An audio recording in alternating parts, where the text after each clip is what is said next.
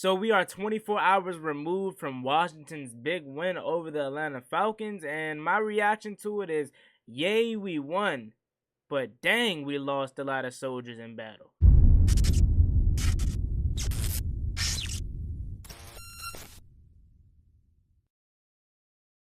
YouTube, what's going on? It's Juan Gotti here with another Washington football team video, and in today's video, I'm coming on here to give you guys some injury updates on some Washington football team players that were hurt and what player we should expect to take their role in their absence. So without further ado, let's get straight into today's video. But before we do, make sure you guys go down below, leave a like on this video, subscribe if you're new, and turn on post notifications so you get notified when I upload a video about the NFL, or in this case, our Washington football team. Let's get straight into today's video. So I was going to use this day to bash the defense because they were terrible yesterday, and I'm going to save them for later in the week because these injuries are much more important. So I'm not going to waste no more time. So Brandon Scherff and Logan Thomas injury status, and their injuries pretty much came out already, and it is out by Adam Schefter that Brandon Scherff has suffered a sprained MCL, and he will be out for 2 to 3 weeks. So it's not as bad as I thought. I'll be quite honest with you. I don't even remember him getting hurt. I don't remember what play it was. But it's not bad. He as bad as it could have been. In 2 to 3 weeks, we should have him back for, I want to say, probably the Green Bay game or maybe the Broncos game. But it's not as bad as I thought. But it is going to suck not having Brandon Scherff over there. When you seen Brandon Scherff went out, that right side of the offensive line it wasn't really bad, but it kind of took a hit, and you could tell that they were missing Brandon Scherff, his leadership and his communication, because the commentator said it numerous times that Samuel Cosmi was kind of struggling with the communication that he normally would have with Brandon Scherff. He doesn't have that rapport with Wes Schweitzer as much, but as far as Wes Schweitzer coming in, you guys know how good Wes Schweitzer is. 3 years, $18 million, and he was really, really good for us last year. When Brandon Scherff was out of the lineup, and even when he came back, he was on that left side too a little bit. So he was really, really good for us last year, and we know how good he can be. So I'm not worried about Wes Schweitzer, not one bit. I'm not worried about that right side at all. Maybe I'm worried about a little bit of that communication that they're going to have to get done, but that's going to come over time in practice and stuff like that. But as far as the pass protection, the run blocking, I'm fine with Wes Schweitzer. I'm not worried about that right side at all. So I'm cool with Brandon Scherff being, obviously I would love Brandon Scherff in, but him being hurt, it doesn't really affect me that much because I like the depth we have at that position, and I'm comfortable, and hopefully he can heal up, and hopefully we can get him back in that lineup because that offensive line needs Brandon Scherff. He's our all-pro. He's our best offensive lineman, so we do need Brandon Scherff back, but it's not an emergency because it's not like years past where we didn't have any depth. We have depth at that position, so we should be good. So moving on to a little bit more of, I wouldn't say a serious injury because MCL sprain is more serious than this,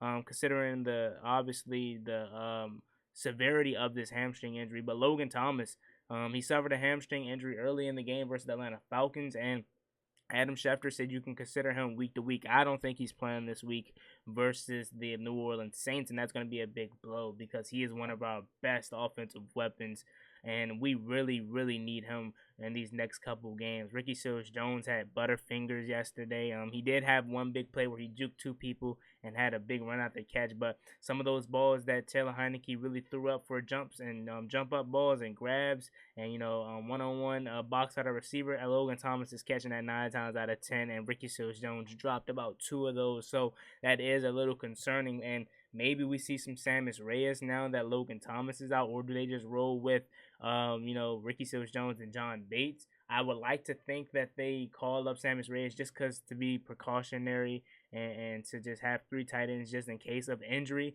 I don't see him seeing the field much, if he do at all. But I do expect them to call him up at some point, or maybe they go out and get somebody just for this short term. But I think they're just going to call Sammis Reyes up, and maybe, he sees the field, and if Taylor Heinicke throws a touchdown to Sammis Reyes, bro, we're going to explode, you know what I'm saying? So we're going to see Sammis Reyes on the active roster more than likely, but I don't know how much playing time he gets, But Logan Thomas, he should be fine. Maybe a week or 2 out of the lineup. It's going to hurt. It's going to suck because we really do need him. But again, we dodged the bullet. I'm glad it's not as serious as I thought it was, because it was a non-contact injury.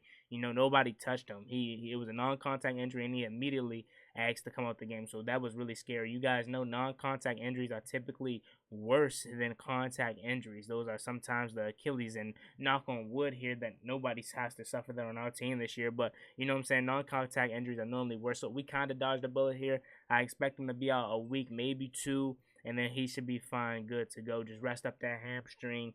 And even though and I don't want to bring this up, but you know, Curtis Samuel, he was dealing with like a growing and a hamstring, and those can tend to linger. So hopefully we take it slow with Logan Thomas.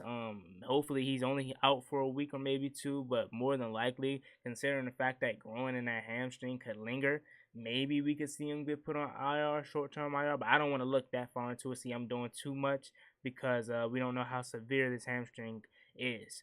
Moving on to some other injuries, we had a ton of injuries. Cam Sims got hurt on special teams. I think he had a hamstring injury too. De'Ami Brown had a knee injury. Torrey McTyer got hurt on the very, very last play of the game, and it did not look good because it was like a bunch of people jumping up to deflect the ball, and they all came down on Torrey McTyer, so that is not good at all. We were already without Benjamin St. Juste in that game, and we lost Torrey McTyer on the very last play of the game. Antonio Gibson got hurt. He came back in the game. I feel like he got affected by that shin a little bit. Somebody was talking about broken ribs, but I felt like it was his shin that was bothering him, especially on that play where he got lit up.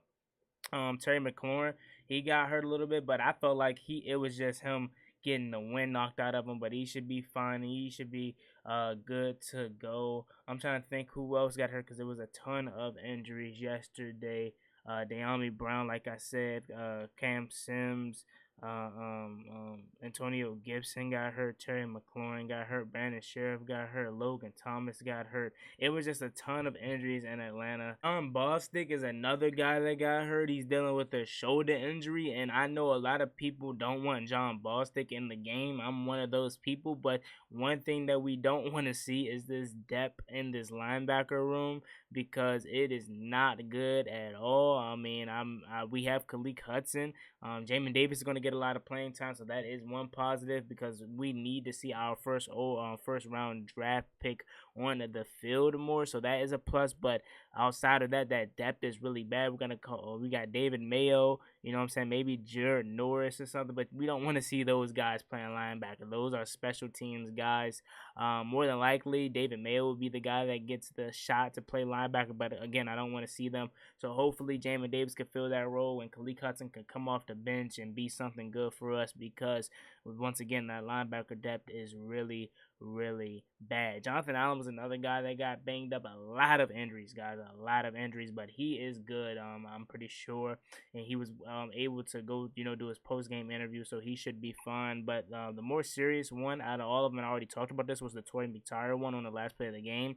He got hurt, and they had to bring out the cart for him, so hopefully it's not too bad. But anytime they have to bring out the cart for a guy, it's not good. De'Ami Brown's another one that I already mentioned, but the knee injury, I didn't expect that. I didn't even see where he got hurt, but hopefully he's fine, because Cam Sims is hurt already, De'Ami Brown's hurt, and we're getting Curtis Samuel back, so we might have to call up Dax Milne or something like that, maybe AGG, maybe Kelvin Harmon, if it's serious. You know what I'm saying? So hopefully it's not too serious, and hopefully we can have those guys back ready to rock versus the Saints. Some of these guys, because some of these guys are going to be out for multiple weeks, i.e. Brandon Scherff, Logan Thomas, maybe John Bostic. But that's just a quick little video, guys, today. Today the defense got lucky because I was going to air them out. I'm going to save that for later in the week because these injuries are more important. But yeah, man, it's been your boy Juan Gotti. Like, comment, subscribe. Hell to the Washington football team. There was so many injuries yesterday that I possibly could have forgot a couple. So if I did, let me know down below who else got hurt in the comment section. As always, it's been your boy Juan Gotti. Like, comment, subscribe. Hell to the Washington football team. I'm out. Peace. Cost me one time, that's gonna get you pop, get you drop.